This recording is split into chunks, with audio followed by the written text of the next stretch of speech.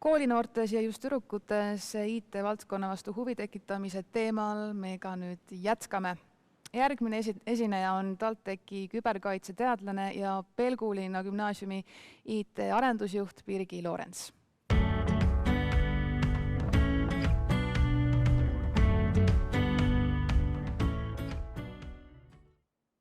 Tere, Birgi! Teie olete öelnud, et tüdrukute osalus IT-tegevustes koolides seisab mõraneval jääl. Kas see on tõesti nii hull lugu siis? Jah, et Tallinna Tehnikaülikool koostöös siis Kaitseministeeriumiga on läbinud siis erinevaid uuringuid sellel aastal, kus on osalenud üle 20 000 noore vanuses siis 1. klass kuni 12. klass. Ja pooled olid sellest ilusti tüdrukud ja siis me uurisimegi, et kuidas neil koolis läheb ja mida nendega tehakse. Ja on selgunud, et koolis õpetajad väga neile eraldi tähelepanu ei pööra, sest et haridus on võimalik kõikidele, tehakse ainult arvutitunde ja kõik lisategevused kipuvad sinna kuidagi poisid sattuma.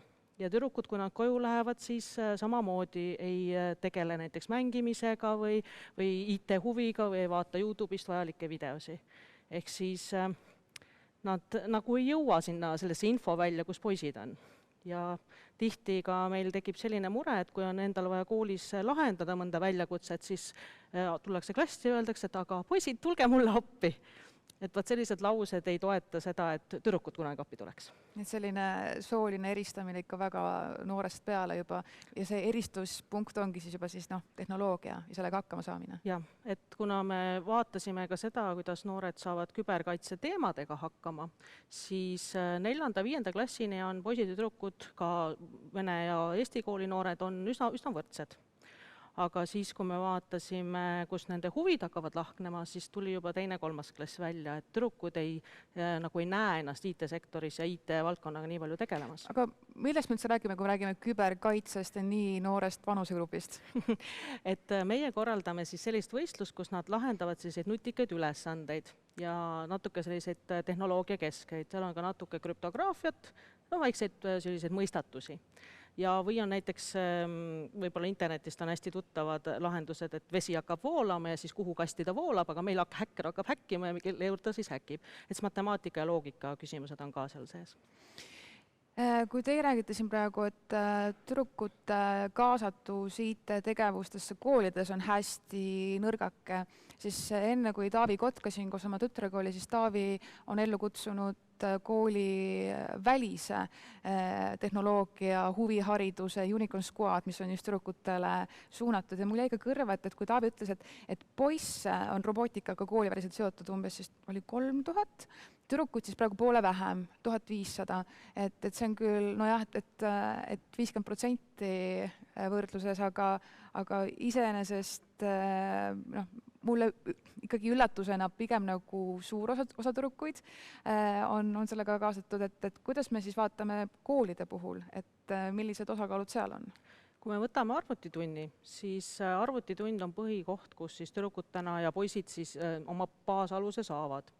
Ja meie uuringus siis osalevad tavaliselt sellised digitaalsed aktiivsed koolid. Ja kui nendes on see informatsioon, et arvutitunnis nad saavad ja pärast seda nad kaovad ära, siis palju suurem küsimus tegelikult on see, mis toimub nendes koolides, kes ei ole digitaalsed aktiivsed ja nad ei osalegi meie uuringutes ja me ei tea üldse, mis seal toimub. Ja arvatavasti seal on veel halvem olukord.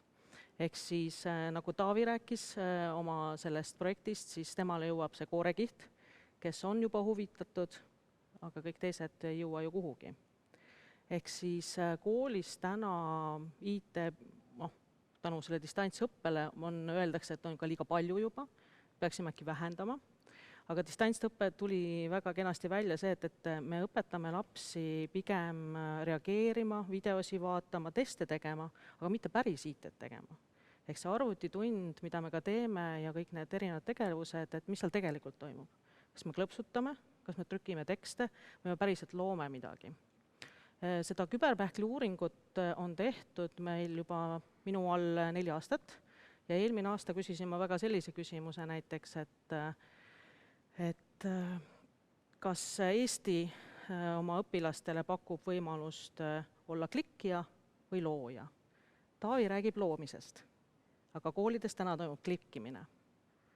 Ja tulebki välja, et ainuke koht, kus siis noored saavad nagu päriselt luua ja õppida asju, on tõesti mitteformaalne haridus. Ja siis tuleb meil Robotex, Taavi, minu enda programm Tallinna Tehnikaülikoolis tulevad mängu, kes siis tegelikult võtavad need talendid ja tegelevad. Aga tegelikult tuleks tegeleda nendega, kes on hindele 4. Ehk siis tuua rohkem noori juurde, sest kui meil on mass valida, siis on meil ka talente rohkem ja ka rohkem inimesi saab ka IT-sse.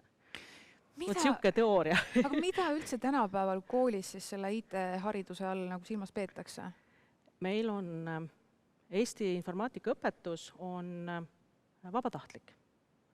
Kool võib otsustada, kas ta tahab seda õpetada või mitte, ainena. Aga 9. klassi lõpuks tuleb ära õpetada õpilastele siis interneti veebilehel turvaline käitumine, võib-olla e-maili saatmine, dokumendide loomine, siis tuleb teha loovtöö ära ja ega rohkem väga midagi ei nõutagi. See on selline baasasi, et saada arvutis hakkama tegelikult. Ja siit ongi nüüd küsimus, et kõik need programmeerimised, igasugused turvalisus, disain ja kõik asjad on ju täiesti nende fännide õpetajate toodud kooli. Ehk siis õpetaja ise tunneb, et ta oskab selliseid asju või õpib juurde ja siis ta toob selle teema kooli. Eks mina, nagu ma olen Pelguna gümnaasiumist, meil on disain, meil on kunstikool, meil on küberkaitseasjad. Me ei programmeeri küll väga palju, aga me teeme igasuguseid muid asju. Ma mõtlen, et tegelikult see on ju hästi interdistsiplinaarne, sa saad seda praktiliselt iga muu ainega ju siduda. Jah, aga vaata selle teise aine õpetaja ei võta vastutust informaatika eest, ta võtab ju vastutust oma aine eest. Ja kui koolis ei ole näiteks arvutiõpetajad, haridustehnoloogi, võib-olla IT-st mõtlevad inimest, siis kui koolijuht ise ei ole nii tark ja ütleks, et minu kool peab ka sellega tegelema, siis tema koolis seda ei toimugi. Ja kes siis last õpetab? Lapsevanem, kes ei ole samamoodi teadlik, sest ta ei suuda isegi võib-olla e-kooli veel minna või ei taha minna. Ja siis on need toredad ringid, mis meil siis tõesti kodukohas on. Aga Tallinnas on ringe, aga teistes kohtades ju ei ole. Kas meil üldse on reaalne sellist kvalitatiivset hüpet teha Eesti koolisüsteemis, et võttagi seda IT-harimist nagu päriselt nende asjade tegemist kavasse sisse? Täna on mõista, et ministeeriumid ei soovi seda selliselt ette võtta. Et nad pigem ka ülikoolide arutelu tulemusel näevad seda vabatahtlikuna ja selleks on oma põhjus. Et see ei ole iseenesest halb asi, et on vabatahtlik. Sest et eestlasele on kombeks teha asju omamoodi ja igas nurgas erinevalt. Ja kui mul on võimalus teha erinevalt, siis ma teen rohkem. Ja kui Eesti nurgas igal pool toimub midagi, sest tegelikult arvatavasti kuskil 80% koolis midagi toimub. Mõnel on ringitund, mõnel on huviklubi ja kõik sellised asjad. Siis lõpuks, kui nad jõuavad ülikoolis, need on kõik väga ägedad erinevad isiksused, erinevad oskustega ja nüüd me saame midagi eriliselt hästi teha. Kui meil oleks, nagu on Lätis või Leedus, et meil on kohustuslik programmeerimise kursus 10. klassis ja siis on lapsed õnnetud, sest et nad tegelikult peavad tegema asja, mis neil ei ole ära seletatud. Siis meil on pigem nagu arvutitunnis pigem need säravate silmade lapsed. Mina toon lihtsalt selle mõraneva jää välja sellepärast, et mitte kõik lapsed sellest koolist ei saa selle infole ligi. Et ka minu enda koolis oli mitu aastat olukord, kus oli ühel suunal, oli pragmaatiline suund, tema tegi siis informaatikaõpetust. Kunstisuunal polnud ühtegi arvutitundi. 12 aastat, mitte ühtegi tundi, aga kool on väga kuulus just digikasutuse poolest. Ja nüüd on õnneks see olukord, kus on 1. kuni 12. klassis kõigil on arvutitunnid ja eritunnid ka veel seal sees. Nii et see on koolijuhi enda otsus, mida ta teha saab. Miks ei tee teised koolid seda otsust? Mõni tahab olla keeltekool, mõni tahab teha mingit muud asja, mõni tahab kutsekooliga koostööd teha. Ja see on see Eesti väga tore hariduse autonoomsus, kus meil on võimalik väga ägedalt jõuda väga kõrgele erinevate teemadega. Aga jah, sa küsid, kuidas me siis informaatikaga jõuame, siis küsitakse vastu, kas informaatika on ainuke prioriteet Eestis. See on jällegi ka selles mõttes väga nagu filosoofilised teemad. Jaa, aga Eesti on ju nii väike riik, kus saab tegelikult ju, kui vähekenegi oleks päriselt seda tahtmist, seda palju kergemini rakendada kui tunduvalt suuremates riikides, kus võib-olla on sellega palju kaugemale juba jõutud. Ma arvan, et Eesti on nendes top 5 koolid riikide hulgas, kelt tuleks õppima. Meil ei ole teistelt õppida midagi. Et tegelikult on ikkagi siis hästi? Sellega, et informaatika ja digipädevusega on hästi, aga ei ole hästi sellega, et mis on informaatika. Et meil on oskus Facebookis klikkida, mõne asjaga hakkama saada, distantsõpe seda näitas. Aga meil ei ole oskus päriselt selles valdkonnas midagi ära teha nii, et me saaksin tõesti IT-firma luua ja meil oleks töötajad IT-firmasse. Et need ongi need asjad, miks naisi IT-sse on vaja, sellepärast et meil pole kuskilt võtta, nagu öeldi, peame väljast sisse tooma, aga üks grupp inimesi on nagu välja jäänud sellest suurest innovatsioonist, mis meil Eestis toimub. Et vot sellepärast ongi selline koht, kust võtta. Täpselt sama asi juhtus politseiga ja kaitseväega, neil ka inimesi polnud, kui nad avasid oma võimalused, siis me näeme, et nüüd on tüdrukud nii tublid, et poisid jäävad ukse taha. Aga Birgi, miks teie hinnangul on nii, et tüdrukud ei pruugi näha oma tulevikku IT-valdkonnas? Kas on ka siis jällegi võib-olla, et ei ole piisavalt palju neid suuri eeskujusid, et meil ongi siin Krista Kruustükk ja mõned veel väga säravad selle valdkonna talendid, aga äkki peaks need rohkem olema? Ja kindlasti eeskujud, et me näeme neid inimesi kas meedias või siis keegi ütleb meile, et see on oluline teema, on noorele oluline. Aga kõige olulisem on see, mis talle kodus öeldakse. Et kui kodus öeldakse, et meil see Peeter läheb sinna ja sina nüüd vaata nüüd küünetehnikat, no siis ei ole ju midagi muud oodata, kui laps ka isegi tahab. Aga siis miks tüdrukud lähevad igal poole mujale ka, ongi üks huvitav retoorika, mis Eestis on. Poistest saab programmeerija, arst, autojuht, ehitaja. Aga tüdrukud tänapäeval võivad teha ju kõike. Ja kõike, mida nemad soovivad, nemad võivad teha. Sinust saadab tantsija, sinust võib saada täitleja, programmeerija võib-olla, ema tahad jääda ja sinu valikud on nii suured. Ja tüdrukud valivadki väga palju erinevaid asju, kus nad on nagu head. Ja paratamatult, kui sa oled igal pool hea, aga kui sa siis parim oled, aga kui poistel on valida ainult 4 vahet ja siis ta otsustabki, et oi, aga ma valin selle ja siis ma jään sinna ja siis ma lihtsalt surun ennast sinna läbi, siis ma jõuangi kaugemale, siis ma lihtsalt kulutan tunde enam selle konkreetse valiku peale, aga tüdrukud hüppavad ringi. Et see selline maailmas feministlik vabadus ei too meile väga palju sellist võimalust, et ma saaksin spetsialiseeruda, sest ma mingi hetk hakkan võib-olla kahtlema ja siis vahetan ala. Mina olen kunstiõpetaja taustaga, jõudsin IT-sse, nüüd olen küberkaitses. Aga kõik asjad ma toetan üksteise peale ja saan väga nagu edasi liikuda. Aga kui ma oleks kohe läinud IT- ja küberkaitsesse, võib-olla ma oleks täna kaugemal, ma ju ei tea. Birgi, lähme nüüd vaatajate saadetud küsimuste juurde. Marian küsib, mida saaksid koolid üleüldse paremini teha, et suunata noori IT-valdkonna peale? Võimalusteks on tõesti hakata rohkem tegema koostööd siis firmadega ja distantsõppe siis e-võimalus võimaldab teil tuua eksperte oma ainetundi ka loenguid pidama, sest et need on tõesti need eeskujud, kes siis ütleksid, et oi, aga meil on just sellise oskusega noort vaja, noored kuulavad ja hakkavad sedamoodi käituma. Teine asi on see, et meil üldse oleks koolides need inimesed, kes oleks digist vaimustunud ja see on nüüd koolijuhtidele sõnum, et leidke ikkagi oma majast paari inimest, kes siis on vaimustunud ja öelge neile missiooniks, et meie soovime, et meie koolist läheks ka rohkem õpilasi IT-sse.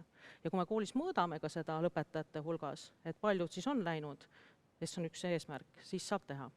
Mina olen hästi tänulik kuna ma korraldan ka küberkaitsevõistlusi ja mul on umbes 90 kooli, kellega ma suhtlen. Ma olen hästi tänulik, et need õpetajad on võtnud vabatahtliku töö alusel nõus, et nad edastavad selle informatsiooni oma koolinoortele ja viivad läbi eelvõistluseid. See on väga suur tunde töid. Ja paljud neist isegi ei saa aru, mida ma neilt nõuan, sest nad ise ei ole mitte kunagi sellega kokku puutunud. Nii et selle aasta meiline suur eesmärk on see, et me õpetame õpetajaid neid samu asju kasutama, neid häkkimisvõistlusi läbi elama ja siis nad saavad aru, mis see vaimustus seal noortel on ja nad lähevad kooli silmad särades, ma osalesin, sain ka mingi auhinna, teeme teiega ka. Ja see on asi, mis nakatab õpilasi. Ja ei olegi vaja mingit YouTuberid ära seletama, et mine sinna. Oma enda õpetaja, kelle silmad säravad, on see, kes tegelikult innustab seda noort võib-olla kõige rohkem. Birgi, palun hästi lühidalt, võta kokku ja seleta ära, kuidas see sinu lugu oli, et sa räägid ka, et sa oled tegelikult kunstiõpetaja ja siis sa läksid küberkaitsesse ja nüüd sa oled kõik need kokku toonud. Kuidas selline asi üldse võimalik on? Minu esimene arvutikogemus oli 11-aastasena. Kui kooli tulid jukud ja minu ema ja mõned teised lapsevanemad nõudsid välja võimaluse üldse meile arvutitunde saada. arvutitunnid olid ette nähtud ju gümnaasiumile, mitte 11-aastasele.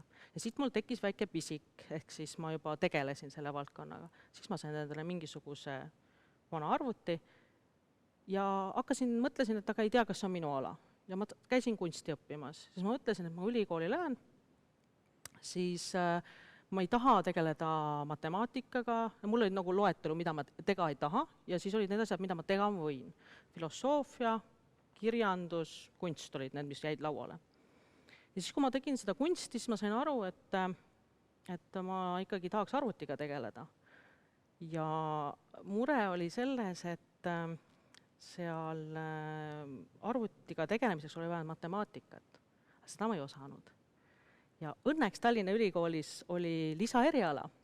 Läksin vestlusel, rääkisin silmad põledes, kuidas mina tahan saada disaineriks ja kõike veebilehti teha. Anti võimalus, öeldi, et ei oska, aga anti võimalus. Ja pärast seda olengi vaikselt IT-sse liikunud. Nii et selline... Aga küberkaitse tuli sellepärast, et meil koolis õpilased häkkisid ja ma tahtsin teada, mida nad mõtlevad. Ja siis sellest sai minust küberkaitse teadlane. Ma tahan teada, mis sul peas toimub, kui sa just asja teed. Et sa tead, mis on õige käitumine ja siis teed sellist asja. Minust nii põnev. Väga lahe. Mariana küsib, mis meeldib teile cybersecurity töös ja mis vähem meeldib? Mulle meeldib, kuna ma tegelen inimlike aspektidega, siis mulle väga meeldib see, et ma saan nagu klassijuhatajana teisi aidata paremaks saada ja siis kõike seda maailma korraldada ja noortega tööd. Ehk siis, kui ma olen IT-firmadega rääkinud, et millised inimesed nad tahavad endale tööle, siis ma sisuliselt kuulen, et kui neil oleks just klassijuhataja võimalik tööle võtta, siis küberkaitsesse, siis nad vajavad enda firmast ühte klassijuhatajat, kes ütleb, et need on asjad hästi, nüüd me teeme niimoodi ja sina tegid siis hästi ja sina saad natuke karistada ka, eks ole. Aga nüüd, mis mulle küberkaitses ei meeldi, tegelikult mulle meeldib seal kõik, aga ega meile kellelegi ei meeldi need pahad häkkerid. Et nad meie asjad ära lõhuvad. Tahaks ju ainult kasutada asju ja nautida seda. Aga fakt on see, et ilmselgelt kõik ei ole samamoodi mõtlevad ja siis nad ründavad meid. Ja tänu sellele minul on palju tööd ka. Et selles mõttes seal tore, eks ole.